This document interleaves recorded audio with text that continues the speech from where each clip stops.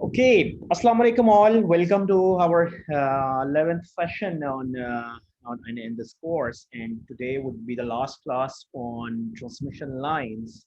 So inshallah आज हम transients को discuss करेंगे, एक पूरा class उस पे रखेंगे, and we will conclude our discussion on the transmission lines.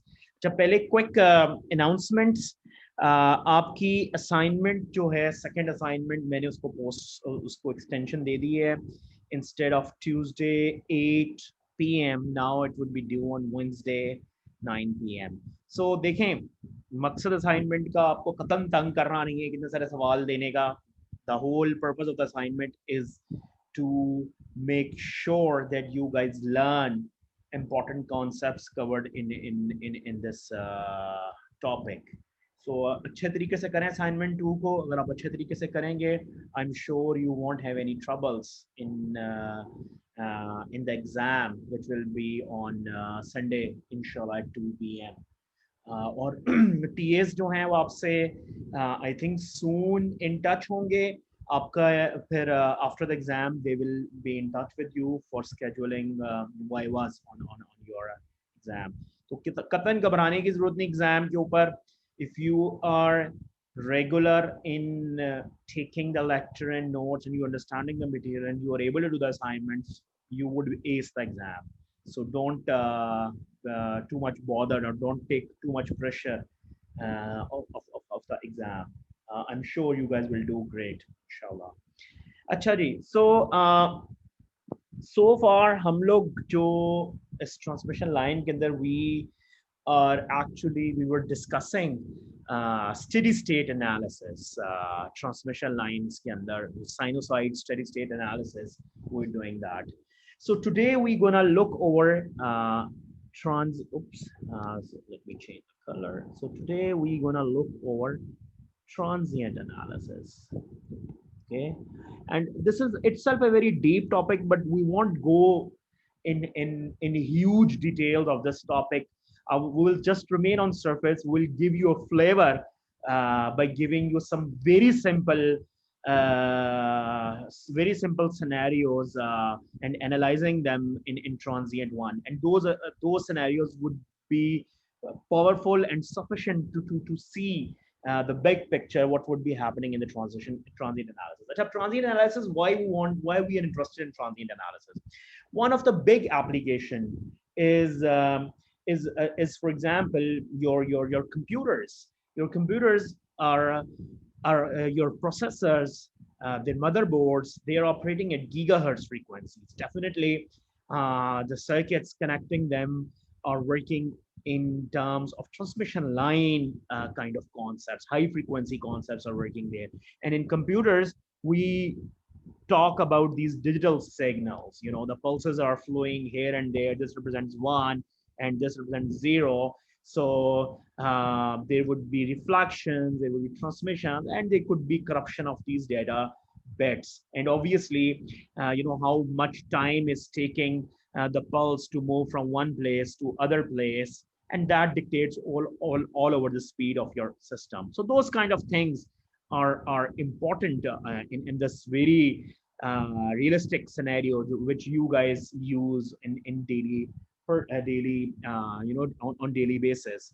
Similarly, there could be other system in transmission lines where you suddenly you have a transmission line system, you know, and you suddenly close the switch. So once you close the switch, there would be transient part, or you open the switch, there would be transient part.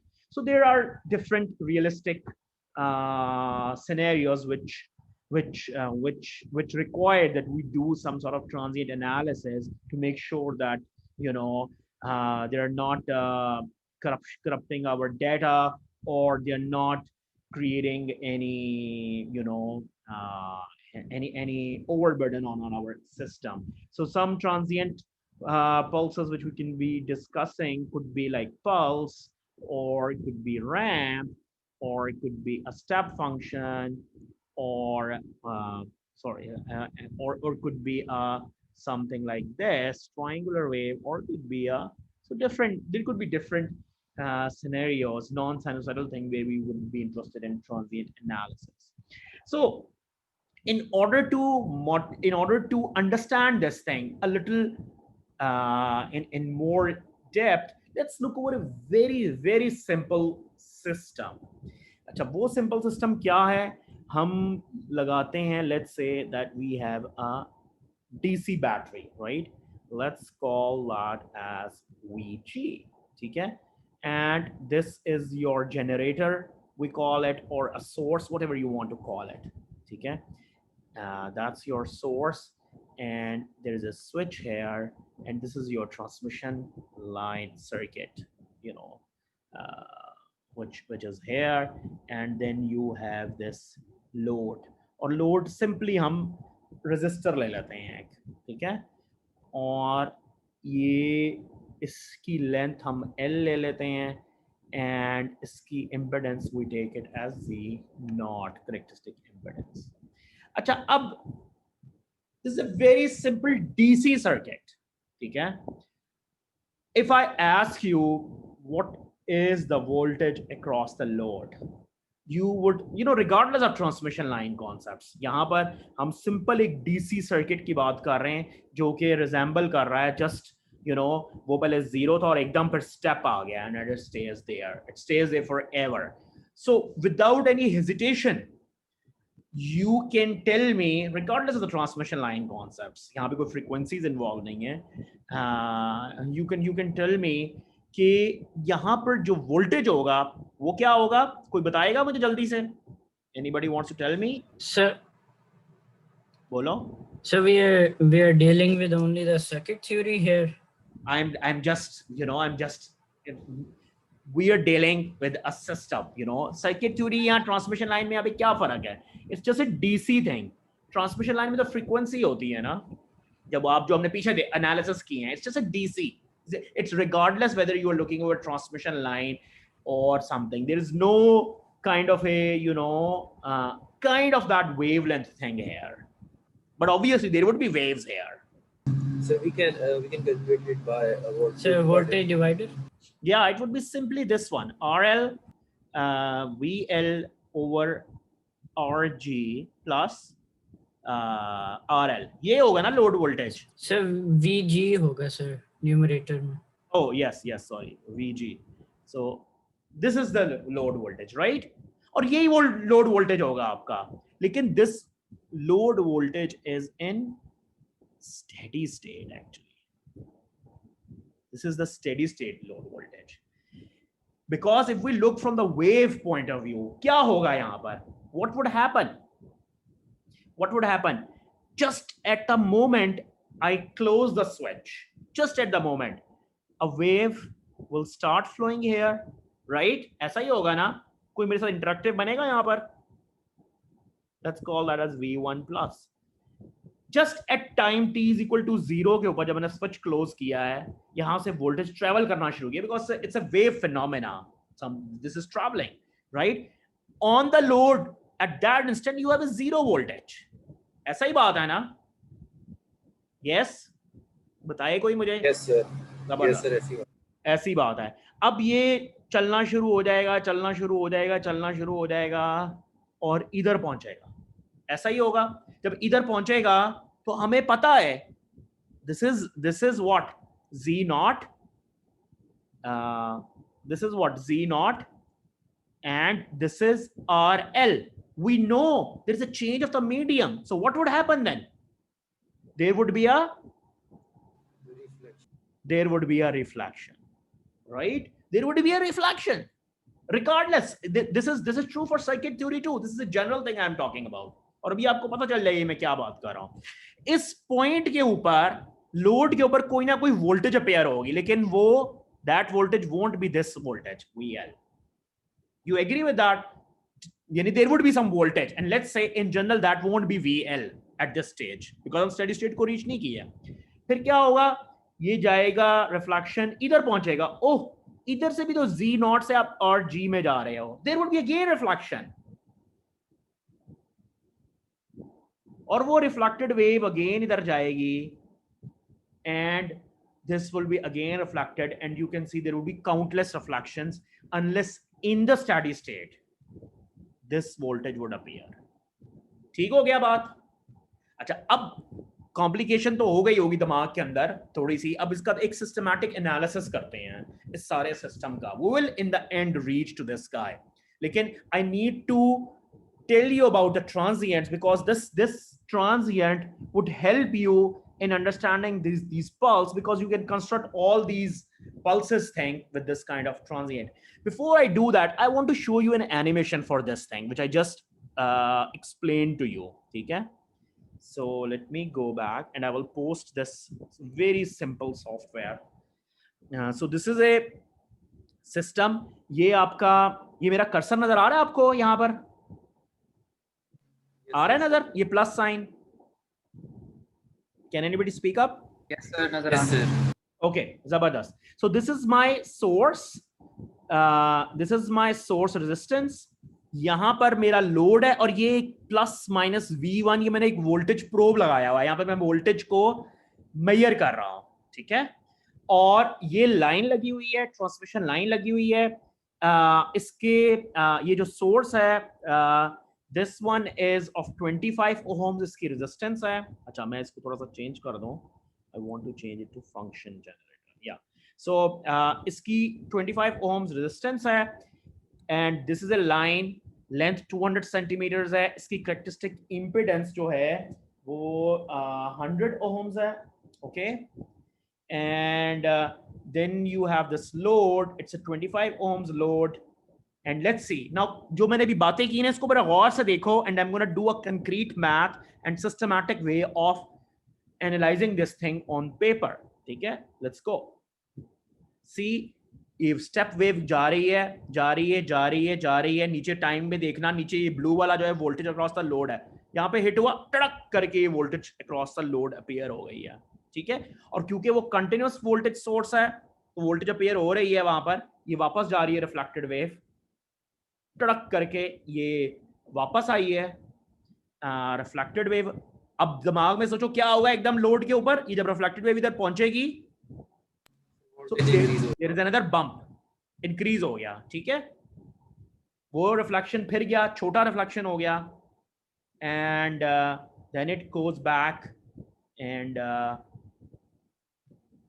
Because दोनों तरफ reflection हो रहा है, source और वो again bump हुआ. And you can see वो आहिस्ता आहिस्ता वो jumps are becoming smaller and smaller and we are reaching the steady state which is your VL which you just calculate. So circuit theory भी हो, उसके अंदर भी यही हो रहा है, लेकिन ये टाइम स्केल इतना छोटा होता है, इतना छोटा होता है इन सर्किट थ्योरी का. लेंथ छोटी है सर्किट की के you hardly see these transients there.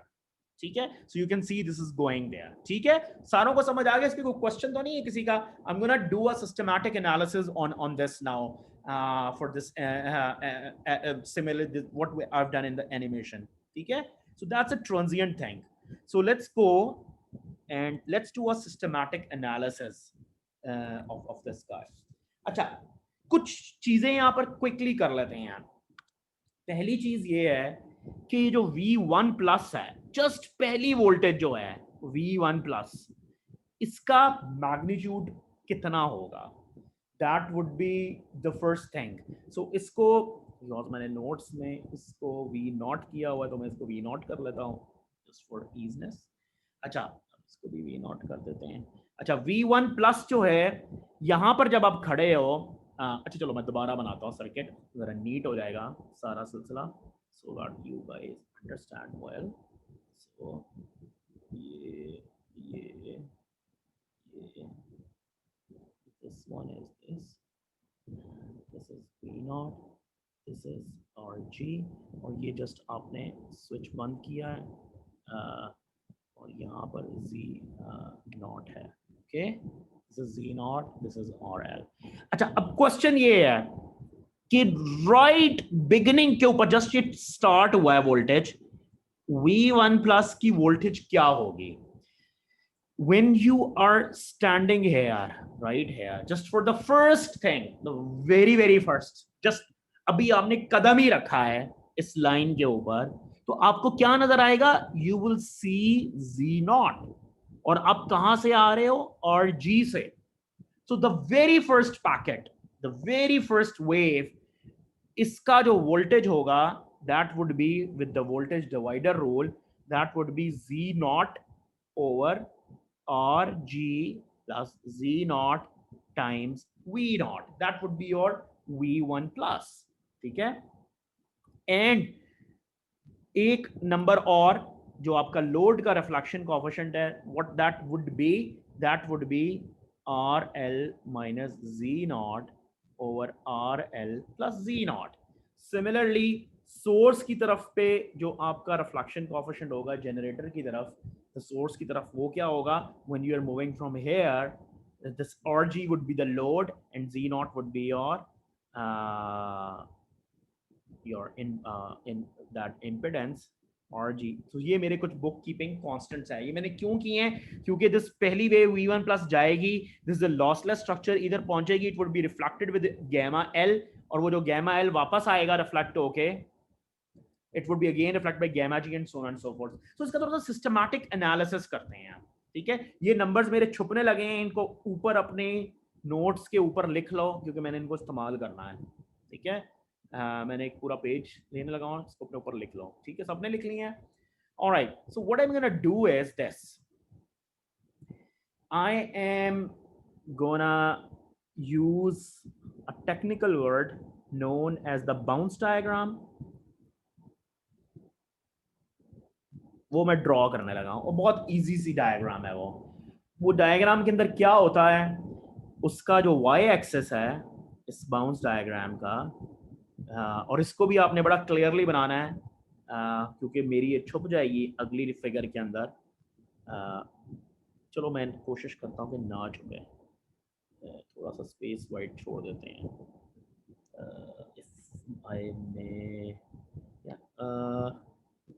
बल्कि ऐसा करते हैं, बीच में लाइन लगाते हैं. So let's put the line here and let's draw the bounce diagram here. So this is my y-axis or time axis. ठीक है, ये मेरा this is my z-axis and this is my time axis. And let's call this as z is equal to 0 and t is equal to 0. And you know that this is the y-axis, तो मैं इसको यहाँ पर भी ये y-axis time का इधर भी ड्रॉ कर लेता हूँ, कोई मसला नहीं है. I don't have any problem that. Line को इधर कर देते हैं. ठीक है, ये टाइम का एक्सेस है. अच्छा, अब गौर से देखो, at time t is equal to 0 और z is equal to 0. अच्छा, यहां पर मैंने थोड़ा सा अपना वो बदल दिए हैं कन्वेंशन. अब मैं इधर इसको z is equal to 0 कह रहा हूं. Alright, z is equal to 0 I'm calling this guy, and z is equal to L I'm calling this one. ठीक है, this is opposite of what we saw these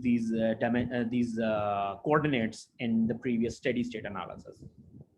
अच्छा, अब होगा क्या, at time t is equal to 0, और ये वाला coordinate क्या होगा, ये वाला कोऑर्डिनेट होगा z is equal to L का. यहां पर लोड लगा हुआ है. ठीक है, ये मैंने पूरा L का होगा, इस पे मेरी ट्रांसमिशन लाइन बनी हुई है, सर्किट बना हुआ है. ठीक हो गया. अच्छा, so what would happen now कि at z is equal to 0 and time t is equal to 0 के ऊपर मेरा क्या निकलेगा, v1 प्लस, वही जो मैंने अभी आपको बात की थी. थोड़ा सा मैं स्लोप इसकी कम करता हूं. सो ये v1 प्लस ये इधर पहुंचा. ठीक हो गया. लोड के ऊपर किसी को इतराज तो नहीं है ये वाले बात के ऊपर? नहीं है ना इतराज? कुछ बता दो यार. नहीं इतराज sir, v1 plus z is equal to L पे है ना. v1 प्लस, देखो यहां से जब मैंने स्विच क्लोज किया है ना, जब मैंने यहां पर स्विच क्लोज किया है, यहां से v1 प्लस चलना शुरू, यानी कि स्विच क्लोज किया और तुम चलना शुरू हुए हो. ठीक है, वो नाम क्या आपका? Saf. You switch off the close. We close the switch and you start walking, and your name is V1 plus. You start walking on the line and you are energizing the whole line with the V1 plus as you are traveling the distance z is equal to L. और इधर आप पहुंचे हो z is equal to L के ऊपर, और आप source के ऊपर लोड के ऊपर V1 प्लस अपेयर हो गई है. ठीक हो गया? Okay sir. So ये वही मैंने एवोल्यूशन दिखाई है कि यू वॉक फ्रॉम हेयर, और मैंने इसको थोड़ा सा इसलिए टेढ़ा किया है कि टाइम भी तो मूव कर रहा है ना। कितने टाइम में आप पहुंचोगे इधर, बताओगे सैफ मुझे? ये क्या टाइम का पॉइंट होगा? तो this is, you know that, या बोलो। स्पीड डिवाइड बाय डिस्टेंस होगी। बिल्कुल बेहतरीन। Velocity is equal to distance over time, and time is length over velocity. जो भी वेलोसिटी है उस सर्किट के ऊपर, एल ओवर वी हो गया। ये टाइम का पॉइंट है, ठीक है, ये ग्रीन वाला, और ये रेड इसका जीरो, ठीक हो गया। अब इस पॉइंट के ऊपर क्या होगा? इस पॉइंट के ऊपर क्या होगा? रिफ्लेक्शन होगा। उप्स, ये तो बहुत मोटा रिफ्लेक्शन हो गया, इतना मोटा नहीं मैंने करना। इस पॉइंट के ऊपर रिफ्लेक्शन होगा, और जो रिफ्लेक्टेड वेव है वो ट्रेवल करना शुरू करेगी और इधर टाइम में पहुंचेगी। थोड़ा सा वो प्रोपोर्शनल नहीं है, लेकिन ये क्या होगी reflected wave? Gamma L times v1 plus. ठीक है, किसी को इतराज तो नहीं है? लेकिन अब इसका मतलब ये हो गया एट टाइम, मुझे ये बताइए, अब इसका जवाब मुझे सोच के बताना है आप लोगों ने। जरा 1 मिनट का मैं पॉज भी ले लूंगा। At time t is equal to L over V, voltage at the load क्या है? I will take a pause.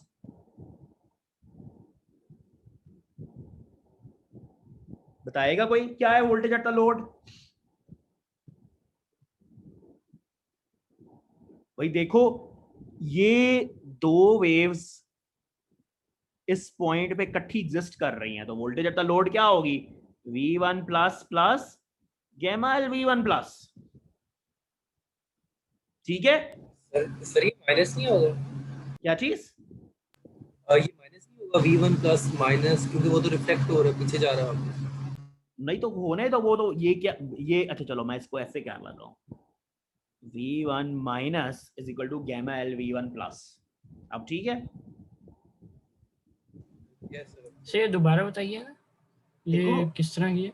Okay, ये देखो, चलो जी, वापस यहां से तुम चलना शुरू हुए हो, लाइन को तुमने नाजायज करते गए हो, V1 प्लस अपेयर होना शुरू हुआ है, यहां पर पहुंचे हो, लोड के ऊपर V1 प्लस हुआ और साथ में एकदम रिफ्लेक्शन हुआ है, तो ये दोनों वेव्स एग्जिस्ट कर रही हैं, तो इन दोनों का सम जो होगा वो लोड के ऊपर एग्जिस्ट करेगा इस टाइम के ऊपर, क्योंकि दोनों एग्जिस्ट कर रही हैं voltages. What's wrong with that? यानी कि अगर किसी पॉइंट पे, okay let me ask you this question, at any point if you want to determine a voltage, what you would do? You measure the voltages there, जो भी voltage होगी आप major करोगे इस पॉइंट के ऊपर at t equal to L over V के ऊपर, V1 प्लस भी एग्जिस्ट कर रहा है और रिफ्लेक्शन भी उसका एग्जिस्ट कर रहा है। आप उस पर्टिकुलर इंस्टेंट की बात कर रहे हैं? हाँ, L ओवर V। उसके बाद फॉर ऑल, अच्छा अब एक बड़ा इंपॉर्टेंट बात है और यहां से स्टूडेंट्स अक्सर कंफ्यूज हो जाते हैं। रिमेंबर, ये बैटरी खुली हुई है, यहाँ पे नलका खुला हुआ है, ये पानी चलता आ रहा है, ये पानी रुका नहीं है, इट्स नॉट ए पल्स, ये कंटिन्यूस सप्लाई देता जा रहा है। This tap is open, this is not of, ये कंटिन्यूसली दे ही जा रहा है। ये जो पहला आपका है उसके पीछे और भी कमक है, this whole thing is coming, this all continuous process है, कहीं पर इंटरप्शन नहीं है।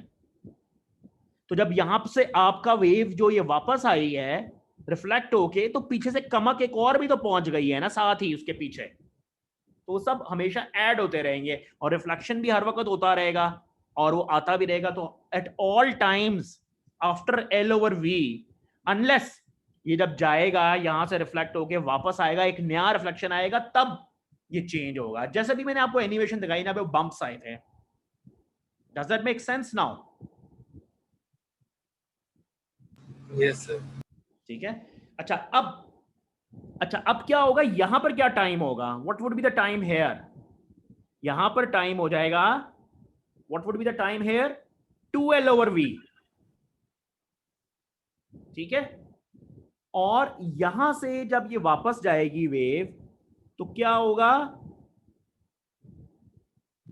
ये किससे रिफ्लेक्ट होगी? ये होगी, इसको कह देते हैं, let's call that as V2 plus is equal to gamma G V1 minus is equal to what, क्या हो जाएगा, gamma G gamma L V1 plus. ठीक हो गया। यानी कि यहां पर जो वेव पहुंची वापस इधर, उसने इधर से दोबारा रिफ्लेक्शन लेना है क्योंकि मिसमैच्ड हैं दोनों RG और Z0। सो ये गई यहां पर और यहां पर पहुंची। यहां पर कितना टाइम हो गया,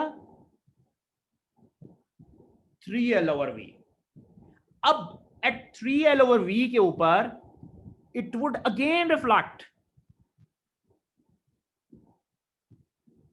यहां पर क्या हो जाएगा, V2 minus is equal to gamma L V2 plus is equal to what, gamma G gamma L square V1 plus. तो एट 3L/V के ऊपर अब आपकी ये सारी की सारी वोल्टेजेस एग्जिस्ट कर रही होंगी, ये सब चारों, ये चारों एट 3L/V पे एग्जिस्ट कर रहे होंगे। और उसकी मजे की बात ये है, आफ्टर 3L/V के ऊपर भी यही चार एग्जिस्ट कर रही हैं। और यहां पर जब हम पहुंचेंगे, दिस बिकम्स 4L/V। ये नया बंप लोड पे कब आएगा, 5L/V के ऊपर, जब ये आएगा 5L/V and so on and so forth. So अगर मैं इसको प्लॉट करूं, और मैं दोबारा वो एनिमेशन आपको दिखाता हूं, इफ आई प्लॉट इट, ये यहां पर इसको थोड़ा मिटाते हैं, if I plot it, if I plot it, this would become time का एक्सेस और ये वोल्टेज का एक्सेस। तो अगर मैं प्लॉट करूंगा तो क्या होगा, ये लोड वोल्टेज है तो मैं प्लॉट कर रहा हूं। लोड वोल्टेज पे पहला बंप कब आएगा, L/V के ऊपर, और उसके बाद अगला बंप कब आएगा, 3L/V के ऊपर, और फिर अगला बंप कब आएगा, 5L/V के ऊपर, अनलेस वो छोटे होते जाएंगे और वो स्टेडी स्टेट पे पहुंच जाएगा। समझ आ गई बात?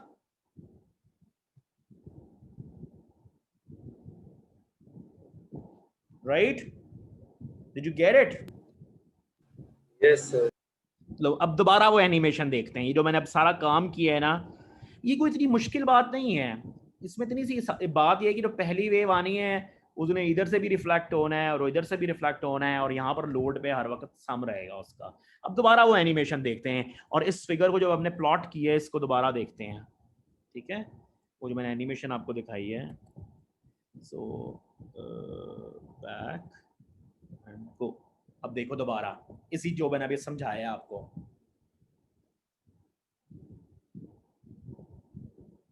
जा रही है। अभी यहाँ पे वोल्टेज का नीचे जो लोड वोल्टेज नीचे प्लॉट होनी है इधर, वहां पर L/V के ऊपर पहला आएगा वोल्टेज जो अपेयर होगा, जा रहा है, and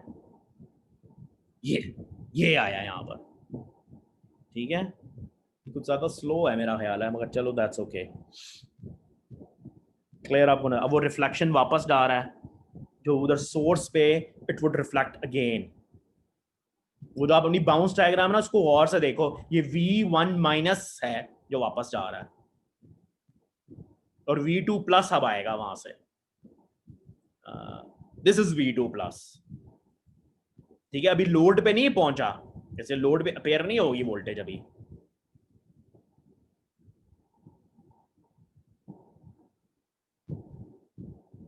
So this is going, V2 plus is going, now ये लोड के ऊपर अपेयर करवाएगा वोल्टेज। सो ये V2 प्लस पहुंचा, ये बम्प आया। ठीक है, और ये वापस जा रहा है, क्या जा रहा है, ये वापस V2 माइनस वापस जा रहा है, और इसके बाद V3 प्लस आएगा, and so on and so fourth. I think this should give you the concept जो हम बात कर रहे हैं। ठीक है, क्लियर है ना? ओके, सो वापस चलते हैं आप। अच्छा, अभी स्टोरी थोड़ी सी खत्म नहीं हुई, अभी मैंने थोड़ा सा उसको कॉम्प्लेक्स करना है थोड़ी सी चीजों को। सो बेसिकली ये वाली जो आपकी वोल्टेज है ना, जो स्टेडी स्टेट में जा रही है आहिस्ता आहिस्ता, वो जो आपने ऊपर लिखा ना, VL is equal to R L V naught over R L plus R G, ये है। अब आप बोलोगे सर्किट जब आप लैब में होते तो आपको क्यों नहीं नजर आता? बिकॉज आप ये देखो एल ओवर वी, अगर आपका सर्किट 2 सेंटीमीटर है, 2 सेंटीमीटर नहीं, चलो कितना होता है रियलिस्टिक, एक रूलर जितना होता है लाइन, बताओ जी बताओ। अगर आपने सर्किट लैब में ऐसा लगाया है तो रूलर जितना होता है। वेलोसिटी कितनी कर लें उसमें, लेट्स से 2 × 10⁸, अच्छा इसको 20 कर लेते हैं, 2 × 10⁸, और ये क्या बन जाएगा 20 सेंटीमीटर, कितना बन जाएगा 20 इंटू माइनस मीटर्स, तो ये क्या बन जाएगा 10 इंटू 10⁶, 10⁷, 10 नहीं माइनस, सॉरी ये माइनस गलत मैंने किया है। ये पता चला मैं क्या कर रहा हूं, क्या अपने से बातें कर रहा हूं यार, कुछ तो बता दो मुझे प्लीज। कहाँ चले गए वो सारे? Yes sir.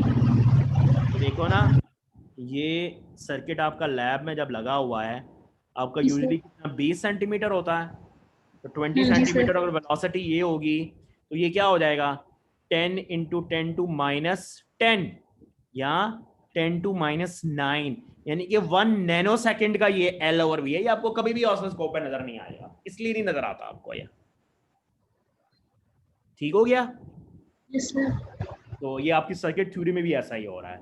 अच्छा, अब moving on and very quickly, इसका क्विक वोल्टेज, अब ये हम सारी आप देख सकते हो इन्फिनिट वोल्टेजेस हैं, हम इसका क्विक एनालिसिस कर सकते हैं कि जो वी, सर यस सर अगर ये जो लेंथ है एल, अगर ये प्रोमिनेंट हो, काफी बड़ी लेंथ हो इसकी, अब फिर आएगा तो ट्रस्टेड पॉइंट, फिर आएगा, फिर वेव फिर फिनोमेना ये बिहेवियर नजर आएगा। बिल्कुल नजर आएगा। इसको बना लो, किलोमीटर्स में ले जाओ, इन सच अ वे कि ऑसिलोस्कोप रिजॉल्व कर सके।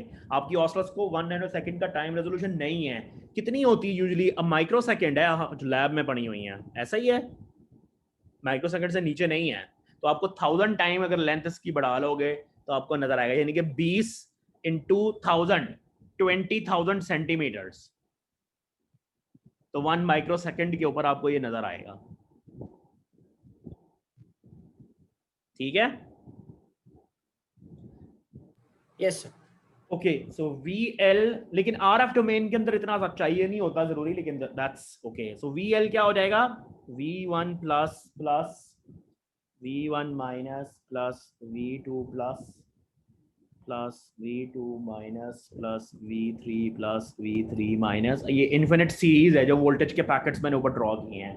So you can C I would substitute this one V1 plus, पूरे के पूरे को मैं लिख सकता हूं in terms of V1 plus, because वो सारे रिफ्लेक्शन कोएफिशिएंट्स ही मल्टीप्लाई हो रहे हैं।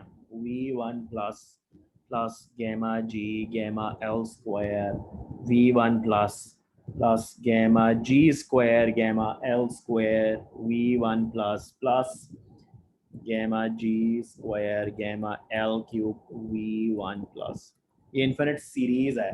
सो इसको जब हम फैक्टराइज करेंगे, algebra I'm skipping that, so you would get VL is equal to V1 plus 1 plus gamma L over 1 minus gamma G gamma L, this is what you would get। और इसके ऊपर आप वो जो हमने शुरू में लिखा था gamma L gamma G, this one, ये सब्स्टिट्यूट करोगे, so you would get your steady state voltage V naught RL plus RG, this is the steady से state। ये दोबारा बता देंगे so ये आपने लोड इस वोल्टेज, फॉर्मूले तक कैसे पहुंचे?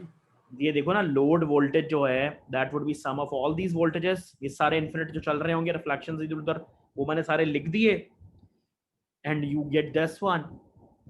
अलजेब्रिक स्टेप्स हैं थोड़े से, एक दो स्टेप्स हैं, फैक्टराइजेशन इन्वॉल्व है, and you would reach this equation. और इस इक्वेशन में गैमा एल और गैमा जी आप जो हमने ऊपर लिखे हैं उनको सब्स्टिट्यूट करोगे, so you would get this load. ठीक है, सो दैट्स सिंपल मैथमेटिक्स। हाँ, अच्छा मैं एक चीज और में इंटरेस्टेड हूं। अब मैं आपसे अगर एक सवाल पूछूं, if I ask you this question ये तो आपने लोड वोल्टेज निकाली है ना, अगर मैं आपसे कहूं मुझे मिड पॉइंट पे वोल्टेज बताओ, निकाल सकते हो इस बाउंस डायग्राम से? सोचो एक second, 15 for half a minute, if I ask you what is the voltage evolution, जैसे ये मैंने प्लॉट किया है at the mid point of the line, plot कर सकते हो?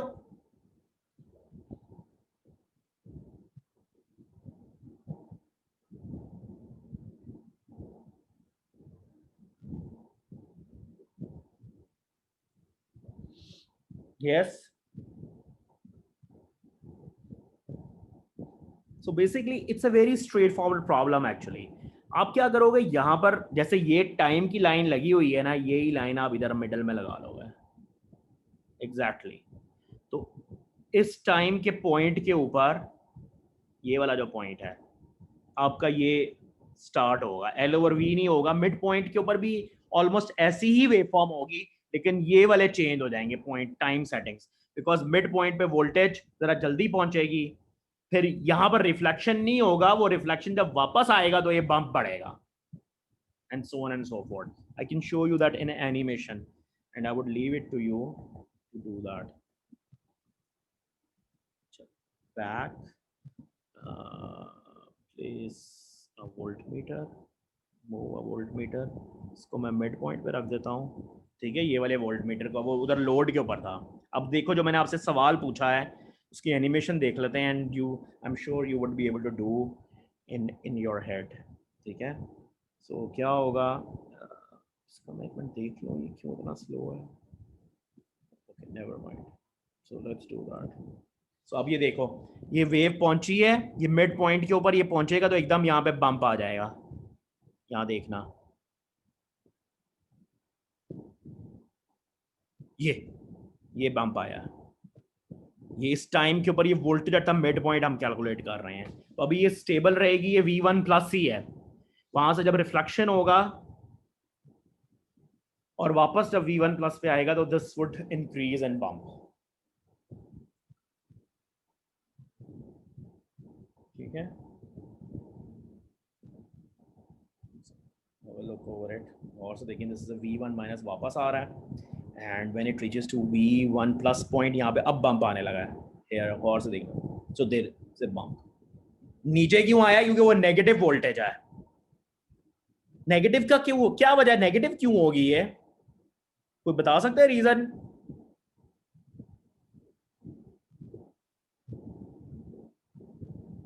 कोई बताएगा रीजन मुझे? अब ये ऊपर जाएगा दोबारा,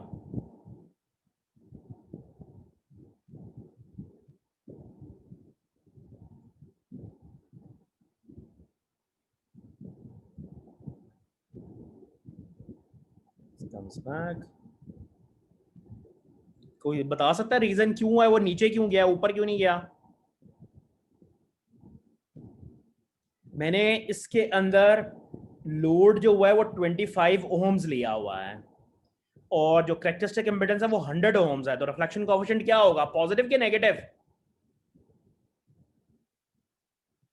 बताइए कोई। नेगेटिव नेगेटिव होगा, नेगेटिव होगा तो वोल्टेज जो वापस आ रही है वो नेगेटिव वोल्टेज है, तो इसलिए वो नीचे चला जाएगा, ठीक है। And you can see this thing, so this is a very, ये जो I will post this play with this very simple animations. So point ये है कि इस बाउंस डायग्राम से आप सब कुछ प्लॉट कर सकते हो।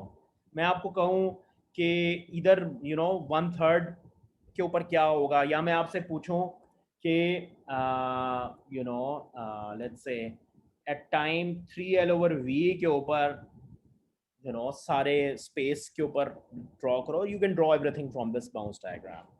अच्छा अब, अच्छा जी, ये तो simple analysis and you understand this transient, how does this work. एक इसकी बड़ी खूबसूरत एप्लीकेशन है जो कि बड़ी कॉमनली यूज होती है इंजीनियरिंग सिस्टम्स के अंदर फॉल्ट्स ढूंढने के लिए। So let's look over that in next 10-15 minutes and that would be it. So we call it the time domain reflectometer, ठीक है, TDR। बड़े ज़बरदस्त ये सिंपल इंजीनियरिंग डिज़ाइन है और it's heavily used in finding faults in the line. जैसे आपकी कभी फ़ोन की केबल कट जाती है, कभी सोचा है कि कभी फ़ोन की केबल या फाइबर ऑप्टिक केबल इंटरनेट की कट जाए तो वो कैसे तलाश करते हैं कहाँ से कटी है या कहाँ से शॉर्ट हुई है?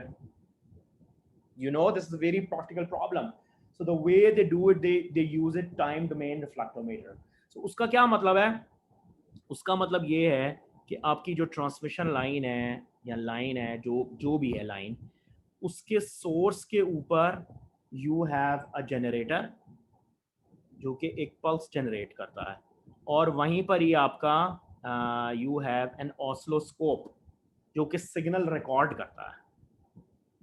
क्या होगा कि ये पल्स भेजता है, this pulse travels over the line. अगर सिस्टम में कोई फ्लॉ नहीं है, मैच्ड है, सिस्टम्स ऑब्वियसली मैच्ड होंगे, तो कोई भी रिफ्लेक्शन वापस नहीं आएगा. तो ऑसिलोस्कोप पे बस वो जो सिग्नल गया है ना वही नजर आएगा. लेकिन if there is a reflection back, then you will see an oscilloscope signal at some point. अच्छा, मैं इसकी एनिमेशन आपको दिखाता हूँ, फिर इसका थोड़ा सा मैथ करते हैं. And that would be it. So let's go back. So let's let me put these numbers. I have these numbers. So I want to change the generator to the pulse generator, and I want to keep it 25 ohms. Continue. Line go is 100 ohms. That's fine. Load is 25 ohms. That's fine. Generator कितना है? Generator is also 25 ohms. ठीक हो गया. अच्छा, अब देखो और से जो मैंने बात की है, ये एक पल्स जाएगी और देखो क्या हो इस वोल्ट मीटर को तो हम प्लेस करें ना. प्लेस अ वोल्ट मीटर. ये मैंने सोर्स यहाँ पर वो जो टाइम डोमेन रिफ्लेक्टोमीटर का वोल्ट मीटर या ऑसिलोस्कोप इधर पड़ी होती है. So let's see what happens. देखेंगे और से. ये पल्स गई, ये गई हुई पल्स है जो नजर आई है, ये जा रही है. अच्छा, ये सिस्टम अलबत्ता मेरा स्लो है थोड़ा सा बाय समहाउ, एंड अगर कहीं फॉल्ट है, लेट्स से कि यहाँ पर लोड मिसमैच्ड है, there would be a reflection. यानी कि ये सारा ना टाइम कैलकुलेट हो रहा है. यहाँ पर सिर्फ पल्स है, उसके बाद सिर्फ जीरो वोल्टेज है. Let's see after how much time if there is another voltage which appears. ये रिफ्लेक्शन हुई है पल्स, क्योंकि रिफ्लेक्शन कोएफिशिएंट नेगेटिव है.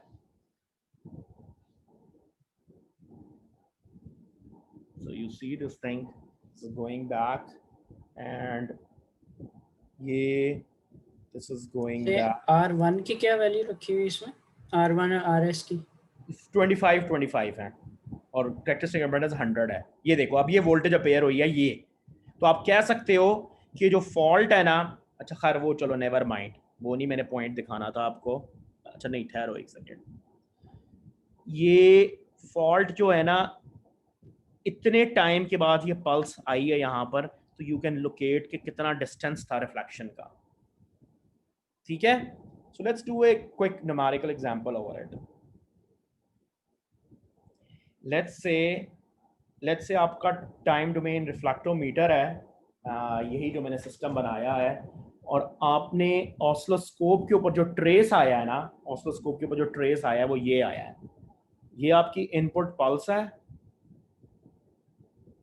जो गई है 1 वोल्ट्स की, और इतने टाइम के बाद एक वापस रिफ्लेक्शन आया है. उस रिफ्लेक्शन इज -1/3 वोल्ट्स, और ये जो डिस्टेंस है टाइम में, that is delta T is equal to 33 microseconds. तो ये आपका सिस्टम है. क्वेश्चन आपके लिए ये है कि मुझे बताओ वेयर इज द फॉल्ट. अब अच्छा, फॉल्ट क्यों है?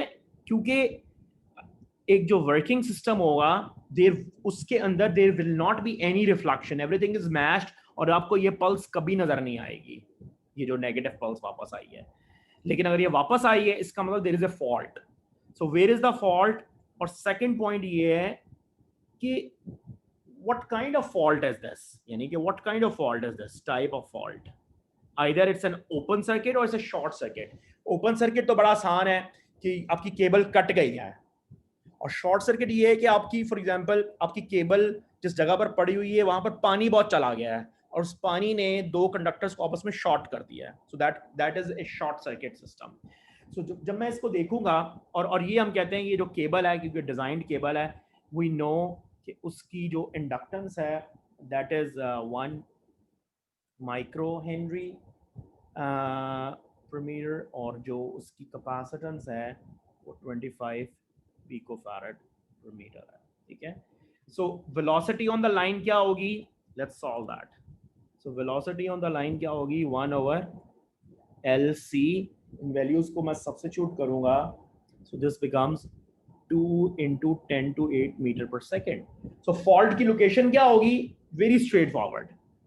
टाइम मुझे पता है, ये टाइम क्या है, पल्स के जाने का और वापस आने का।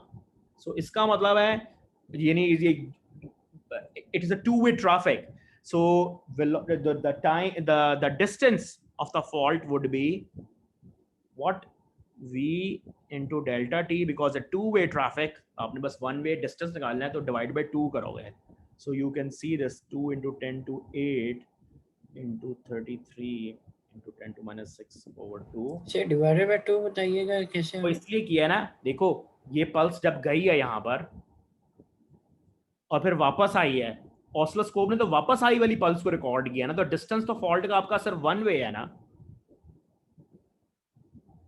so that's why we divide by 2, because वो टाइम जो है वो राउंड ट्रिप का उसने मेजर किया ऑसिलोस्कोप ने, so you just need one round time, so that would be 3300 meters।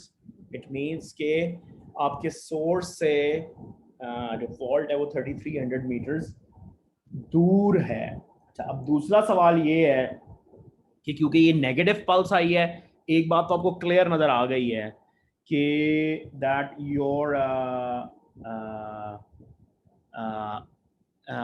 इसकी वो जो कैरेक्टरिस्टिक इम्पीडेंस है वो 200 ओम्स है। सो एक बात तो आपको क्लियर नजर आ गई कि ZL is less than Z0 because the negative pulse है, रिफ्लेक्शन कोएफिशिएंट आपका नेगेटिव होगा। So what we can do very easily, reflection coefficient is equal to what, ZL minus Z0 over ZL plus Z0, ठीक है। और ZL यहाँ से हम figure out कर लेंगे which is 1 plus gamma over 1 minus gamma into Z0। Reflection coefficient क्या है, इस पल्स का मैग्नीट्यूड -1/3 है रिफ्लेक्शन कोएफिशिएंट, ठीक है। 1 वोल्ट की पल्स भेजी थी, लॉसलेस सिस्टम है और -1/3 वापस आया है, इसका -1/3 रिफ्लेक्शन कोएफिशिएंट है। So you can substitute the values, 1 - 1/3 1 + 1/3 times 200 and your load is 100 ohms। ये छोटी इंपेडेंस है, इसका मतलब है it was most likely a short circuit. कोई बताएगा ओपन सर्किट के लिए रिटर्न पल्स कैसी होगी अगर ओपन सर्किट हो? So this for open circuit in most likelihood इसका जो मैग्नीट्यूड है ना वो क्लोज टू 1 वोल्ट के करीब होगा, नॉट 1 वोल्ट लेकिन क्लोज टू 1 वोल्ट होगा, and in that case your load impedance would be very high, ठीक है। So I think that's what I want to cover today, unless you guys have any questions on this, ठीक है। So system is very easy to understand, just these bounce diagrams, intuition आपकी वहीं पर है, reflections होंगे and you will reach the steady state. Any questions on this topic? Okay, if there are not any more questions, sir ji बोलें। Sir question तो नहीं है लेकिन this topic seems bit easier than the previous ones. लो, उसकी वजह पता है क्या है? वजह बताऊं आपको? Bounce diagram? यस नहीं, उसकी वजह ये है क्योंकि आपको समझ आ गया। जिंदगी में कोई चीज मुश्किल आसान नहीं होती, जो चीज समझ आ जाए वो आसान है, जो ना समझ आए वो मुश्किल है। इसका मतलब you still struggling with some of the concepts behind, वो भी बहुत आसान है, पिछला भी मुझसे पूछो तो मुझे तो बहुत आसान लगता है वो, है कि नहीं? You agree with that? Yes यानी if you understand it's easy, piece of cake. ठीक है. आज अगर मैं अपने वो जो मेरा my kid जो केजी में है उसको मैं कहूँ जरा ये डेरिवेटिव्स तो सॉल्व कर दो मुझे, वो कहेगा ये क्या मेरे से पूछ लिया, ये तो मैं नहीं कर सकता, बहुत मुश्किल है. लेकिन आपको मैं सिंपल डेरिवेटिव्स दूंगा, आप तो उसको मिनटों चिंटों में कर दोगे, तो आपके लिए आसान है. What's the difference? Did you understand that? Right? Okay, I'm gonna stop recording and I will still be with you if you have any questions. So that concludes this transmission line. अपना ख्याल रखें जो recording देख रहे हैं, and I will see you on Wednesday.